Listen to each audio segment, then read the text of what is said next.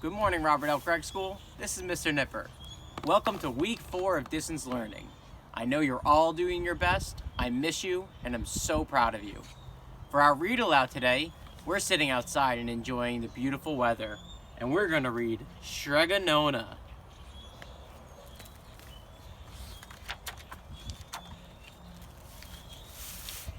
In a town in Calabria, a long time ago, there lived an old lady everyone called Shreganona, which meant Grandma Witch. Although all the people in the town talked about her in whispers, they all went to see her if they had troubles. Even the priests and the sisters of the convent went, but because Shreganona did have a magical touch. She could cure a headache with oil and water and a hairpin. She made special potions for the girls who wanted husbands, and she was very good at getting rid of warts. But Shreganona was getting old, and she needed someone to help her keep her little house and garden. So she put up a sign in the town square. And Big Anthony, who didn't pay attention, went to see her. "Anthony," said Shreganona, "you must sweep the house and wash the dishes. You must weed the garden and pick the vegetables. You must feed the goat and milk her. And you must fetch the water. I will give you 3 coins and a place to sleep and food to eat." "Oh, grazie," said Big Anthony. "The one thing you must never do," said Shreganona, "is touch the pasta pot. It is very valuable, and I don't want anyone to touch it." "Oh, see, yes," said Big Anthony. And so the days went by. Big Anthony did his work, and Shreganona met with the people who came to see her for their headaches and husbands and warts. Big Anthony had a nice bed and sleep in next to the goat shed, and he had food to eat. One evening when Big Anthony was milking the goat, he heard Shreganona singing.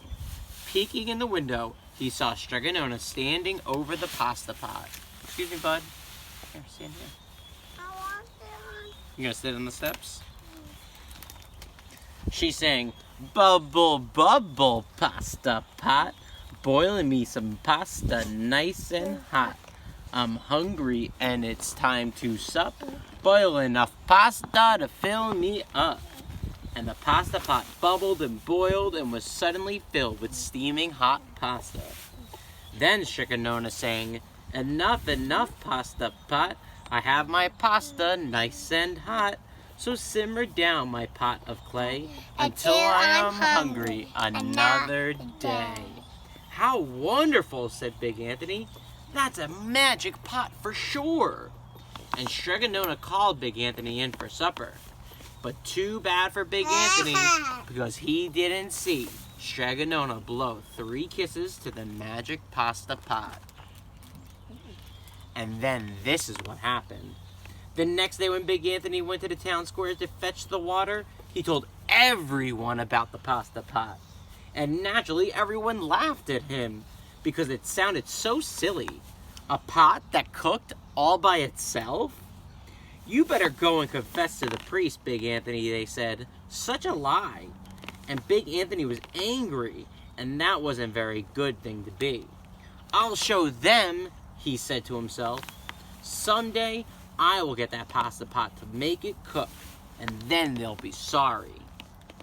That day came sooner than even Big Anthony would have even thought, because 2 days later, Shreganona said to Big Anthony, "Anthony, I must go to the mountain to the next town and see my friend Strega Amelia. Sweep the house and weed the garden. Feed the goat and milk her, and for your lunch, there is some bread and cheese in the cupboard.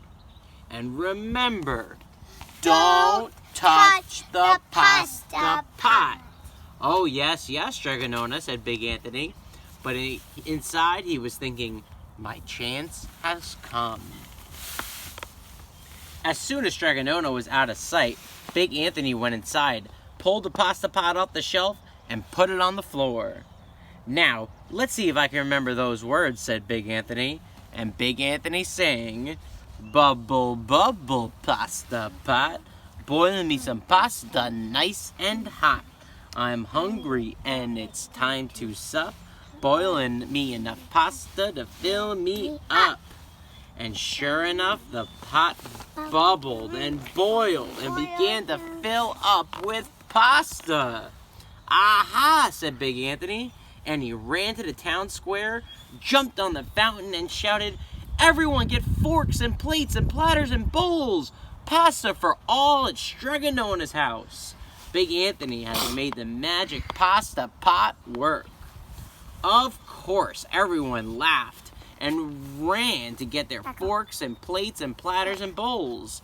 And sure enough, when they got the Stregononas, the pasta pot was so full, it was beginning to overflow.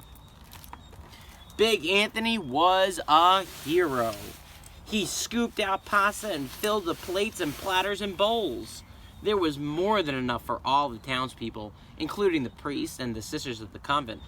And some people came back for 2 and 3 helpings, but the pot was never empty. Bless you, my friend. When all had their fill, Big Anthony sang, "Enough, enough, my pasta pot. I have my pasta nice and hot. So simmer down, my pot of clay, until I'm hungry another day." But alas, he did not blow the 3 kisses.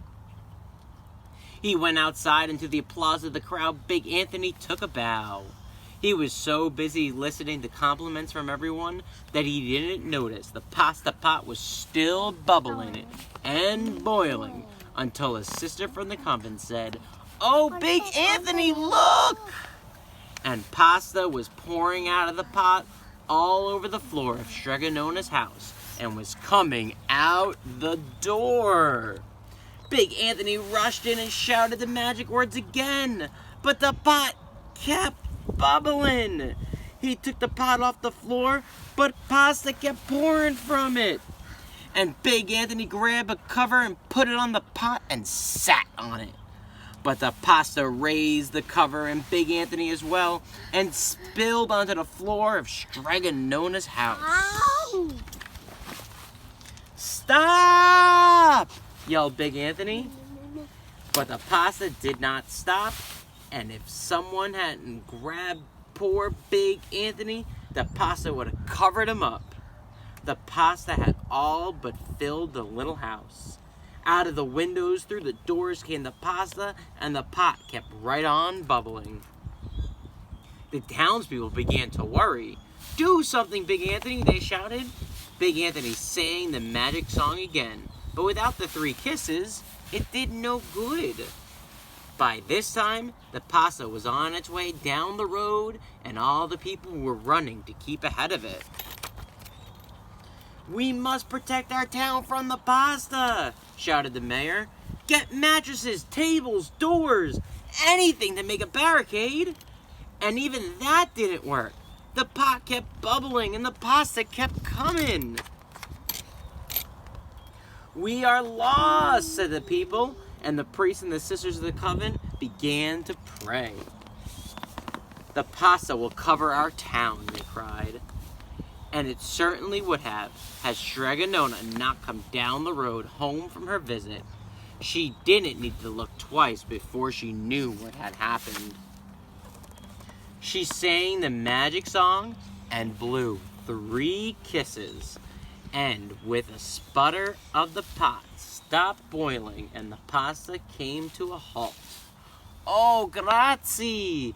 Thank you, thank you, thank you, Stregonona," the people cried. But then they turned on poor Big Anthony. "String him up!" the men of the town shouted. "Now wait," said Stregonona. "The punishment must fit the crime." And she took a fork from the lady standing nearby, held it out to Big Anthony. "All right, Anthony, you wanted pasta from my magic pasta pot," Stregonona said, "and I want to sleep in my little bed tonight.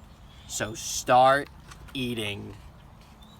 And he did.